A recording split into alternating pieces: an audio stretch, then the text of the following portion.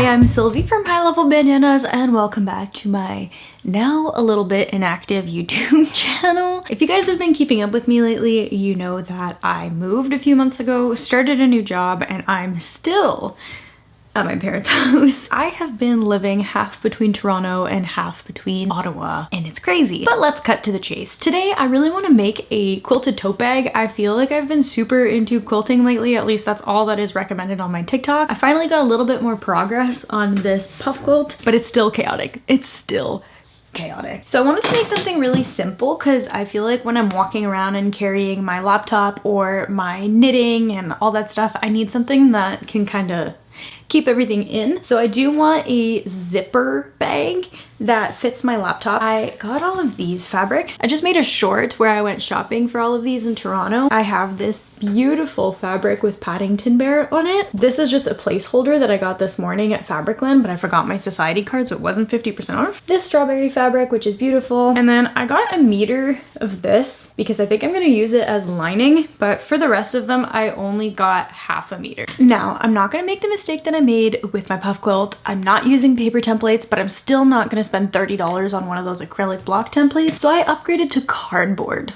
I cut a 4.5 times 4.5 inch square, and I'm going to start cutting these guys here. I actually decided that I'm gonna make it 5 squares by 4 squares, so that'll make it roughly 20 inches wide and 16 inches long. I have 4 fabrics, which means that I need to cut 5 squares of each fabric because it's 5 times 4, which is 20. So I hope that math made sense. So actually make that 10 squares of each because there's 2 sides to the bag.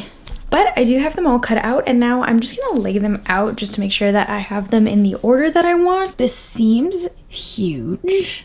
I get it, 4.5 by 4.5. And with the seam allowance, this will all shrink, I promise. So this will be one side of the bag. What I'm gonna do now is just sew these strips. So I'm gonna go by rows of, actually, it'll probably be easier to go by 4. All right, so I'm just starting my first row. So what I'm gonna do is take my first square, this one will go on top, and it's going to be paired with this one right below it. So I'm gonna go right sides together, making sure that the fabric is still in the direction that I need it. And I'm gonna sew this seam with 1/4 inch seam allowance.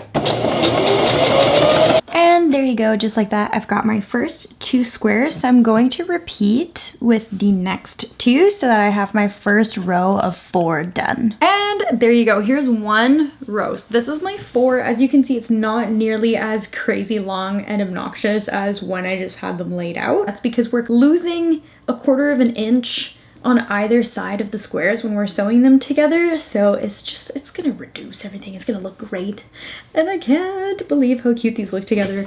Why I decided to sew more squares while I'm making a king size puff quilt, I don't know, but sometimes when you start another project, even if it's similar, it just kind of helps. All done, and now off to the ironing board. Now I hate ironing, but this is gonna have to flatten out. To take them there, I'm just gonna stack them like this just so that I keep them in the correct order. And now I've got all my strips.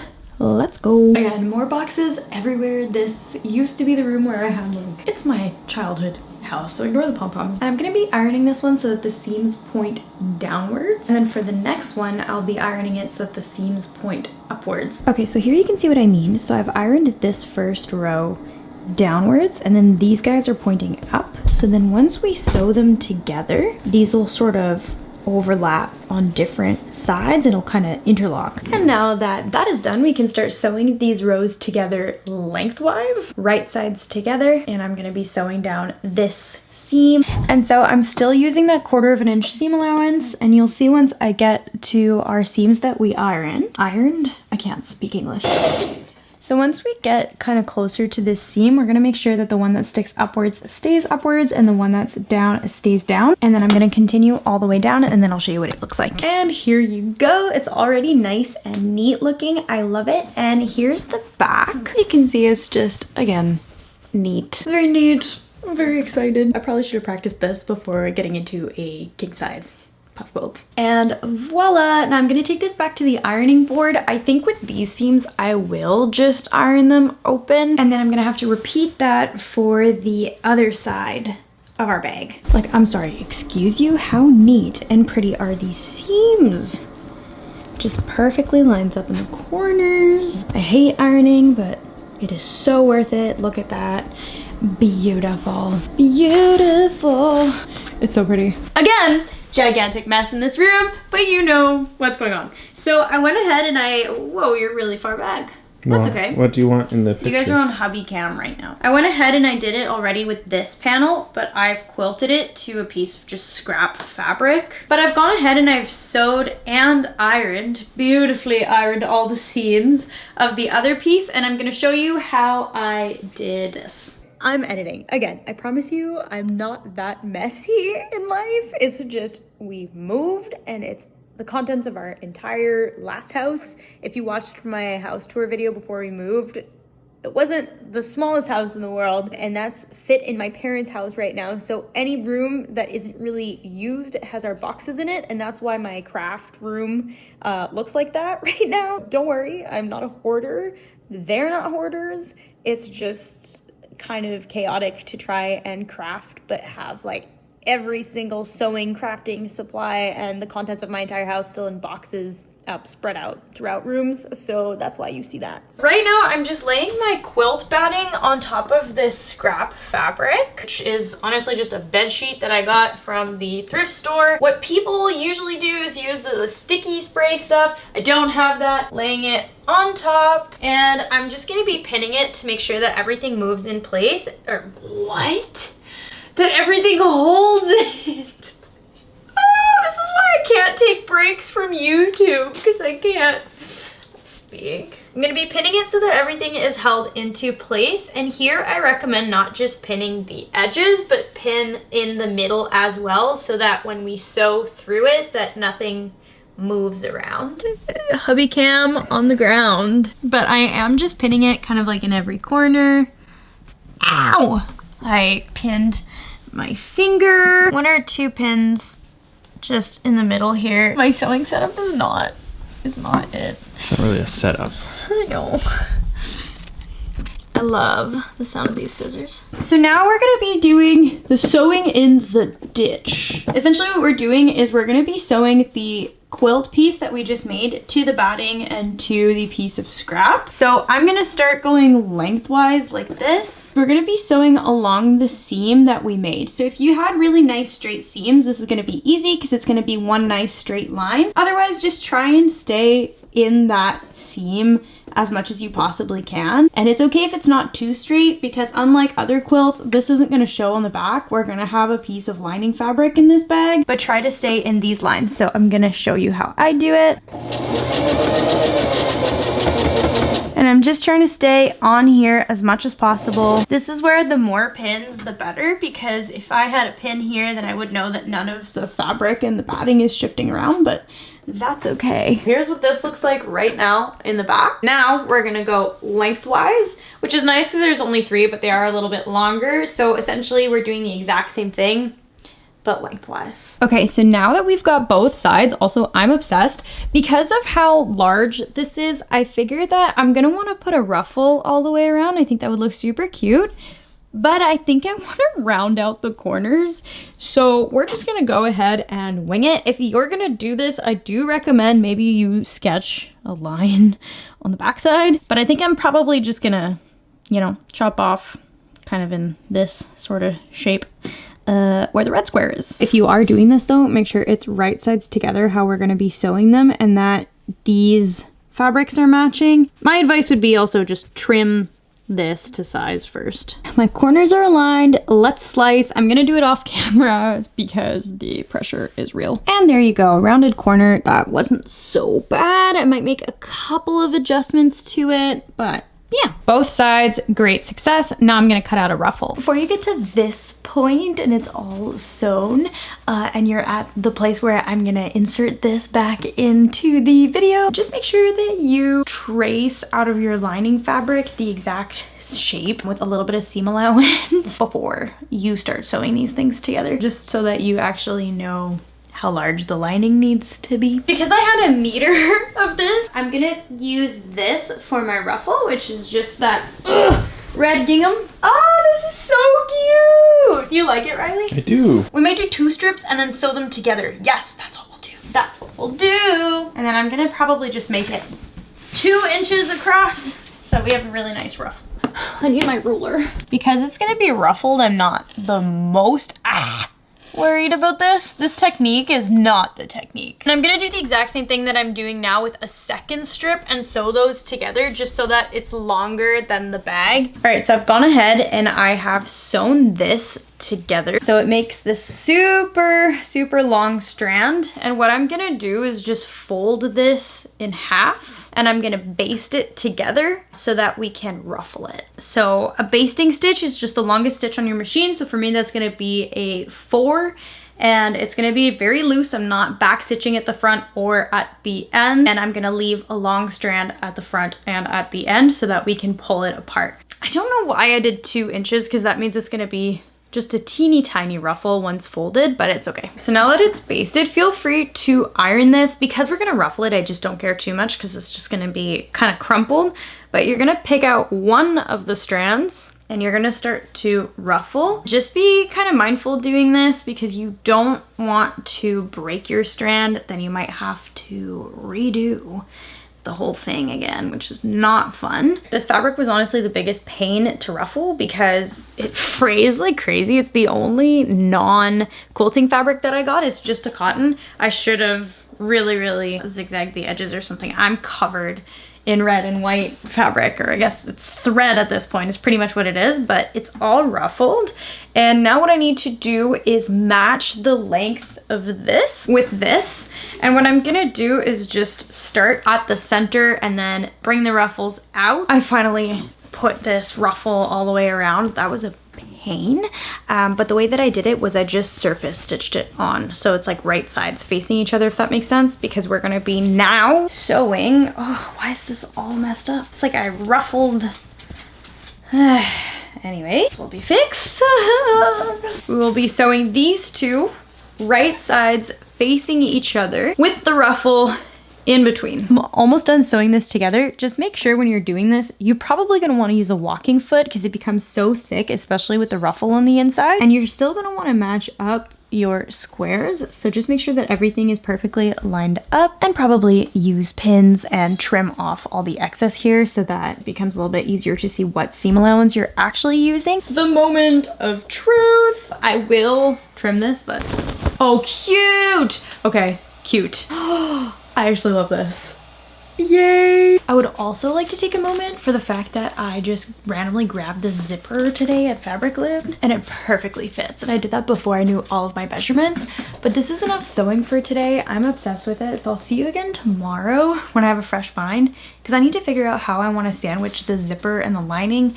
I didn't quite think this through. Okay, so I lied. It's actually several hours later now and I cut out the lining. But before I do anything with the lining, I'm gonna want some utility pockets in here. I've got some extra on this side, so I'm probably just gonna cut this out and I'll be able to use that as like a pocket. So I've cut out a square that's about, or a rectangle, I guess, that's about this big. I'm just gonna fold over every edge just a little bit like this and sew. There you go. Now it looks like this. And then on the inside, all the edges are just neatly folded over. Again, if you're worried about this fraying, I would double fold it over or serge the edges first. Now I'm just gonna be pinning it into place where I want it. So roughly centered near the very top of it. I'm gonna sew not the top, but just gonna sew around the 3 sides here.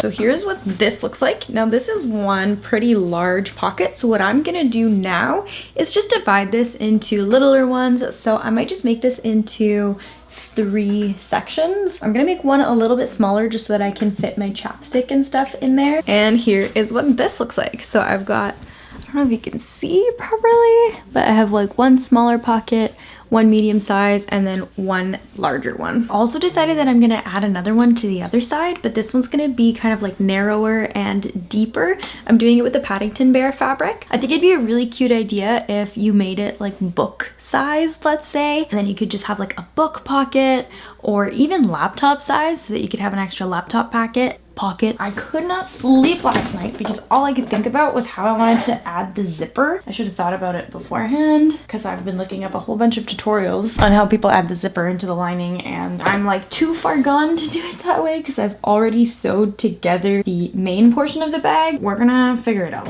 So cute. And then I also added this before we do it. My little high-level bandanas made by Sylvie tag. We're gonna match the insides of the bag together. So from the top corners to the bottom, we're gonna stop here and we're gonna leave a hole and then sew the other side. I'm just going ahead and I'm gonna sew around the corner, and I'm just stopping 2 or 3 inches before the middle. So I'm gonna leave a 4 to 5 inch gap and sew all the way up to the other corner. So here, and then there should be just this little 4 to 5 inch hole at the bottom of your bag. And now we're gonna add in the zipper. Closed and 45 centimeter zipper. It's up to you what you choose to use. You can do no zipper and just completely ignore this step and move on to the next step. My brain is about to break and I might have to use a seam ripper on this, but we're all in this together, so I'm gonna film it anyway. I'm switching over to my zipper foot, which looks like this. I'm going to, this is the wrong side. Again, you can see the pockets are sewn on the other side of it. I'm gonna sew this side of the zipper, so the very top portion of it. So right side of the zipper with the outside of the lining, and I'm gonna sew it across the top. We're gonna see if that works because I don't know yet if that works. I don't think that I'm gonna be securing it just yet, just in case I need to seam that. That does make sense because once flipped, it looks like this. Beautiful. Okay, so for this side, I've just unzipped the zipper. I'm gonna be flipping it downwards so that the teeth of the zipper, so the right side of the zipper, are down this way. And I'm gonna sew it all the way down. Let's sew this again. So this is where the real question lies, because it looks fine if you look at it on this side, and then on this side it looks like I might have twisted it. Oh no, okay.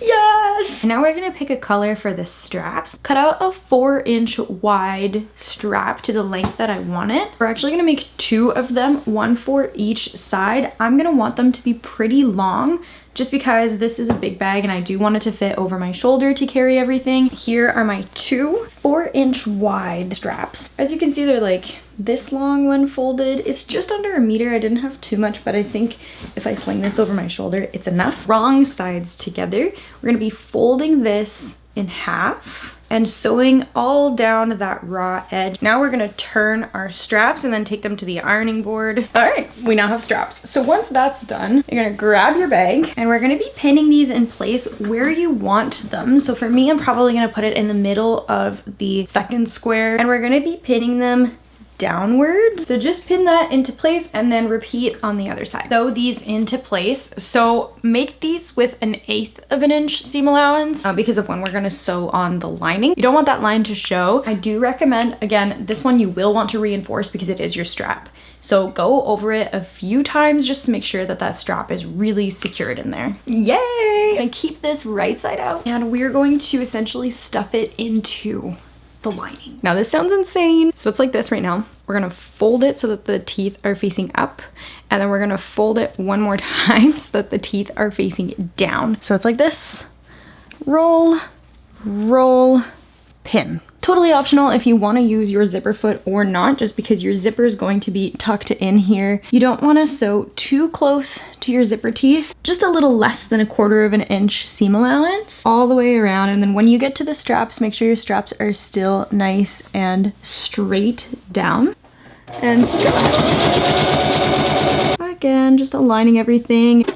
Don't be me. Ah! Riley. I didn't want to interrupt you.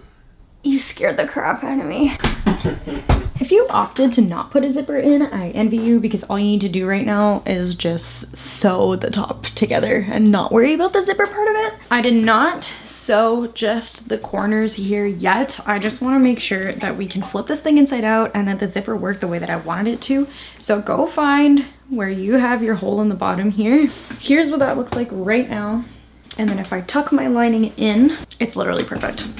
It's perfect. The finish is so nice. It's a little bit messy the way I finished it on the inside in the corner here, but you know what? I think that it's gonna work. My corners are a little weird. Let's just zip it up and see if it works. Okay, hacks, because I'm lazy and I don't want to seam rip again. I think I'm just gonna take some of this scrap and I'm gonna make like a little tunnel for it at the end here. Here's my little square. I essentially did exactly what I did with the pockets on the inside, so I just folded the edges in. It'll look a little janky. I'm just gonna top stitch it like this so that it makes like a little tunnel essentially. If I really wanted to be fancy about it, I would put this on the other side of the zipper. I would like undo this, but I don't want to, so this is what we're gonna do. All right, honestly, I don't know that I really want to do it to the other side. It's got this awkward little bump here. If I ever want to fix it, I can. I'm just gonna keep this. This is my bag. I'm not selling it. So if it's got little imperfections, that's okay because it's handmade. It's really not that noticeable unless you've been honestly just watching me do this the whole time, which you have, but random people have not. So now we want to fix this hole that's at the bottom of the lining. So all that we're gonna do here is flip this hole inwards and we're gonna just sew that shut. So again, I'm just folding both sides and this should be easy to fold just because we've already sewn the other side, so it should just kind of fold automatically.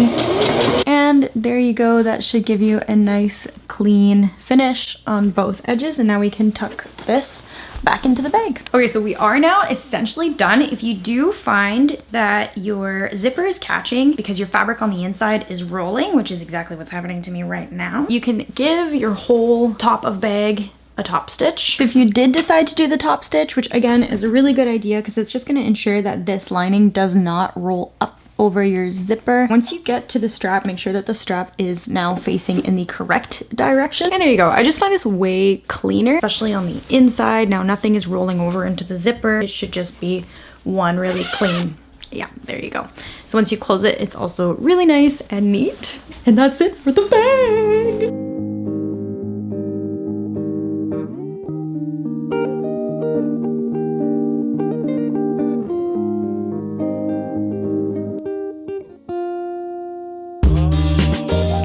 That is it. Oh my gosh. I hope you enjoyed. If you do manage to make it with this extremely poor instruction, please let me know, tag me. I will definitely reshare it if you do. I love to see you guys make the things that I make, and I'm honestly super happy with how this turned out. I just kind of had an idea in my head and I just made it. I know it's super easy, but I'm no professional sewer, as you can tell if you've made it this far into the video. So when I have an idea in my head and I'm able to execute it and it actually comes out this well, I'm pretty proud of myself. I'm super happy with how this zipper turned out, with how the lining kind of sandwiches the zipper, and especially the little pockets on the inside. I'm so proud. I'm really proud of how this turned out. Thank you guys for following along. If you want more videos like this, please let me know. Hopefully I will have an actual studio again soon. I do want to get a little bit more organized, so hopefully the next video that you guys see, I will have a house. We are in the process of looking, but anyway, thank you guys so much for watching, and I will see you in the next one. Goodbye.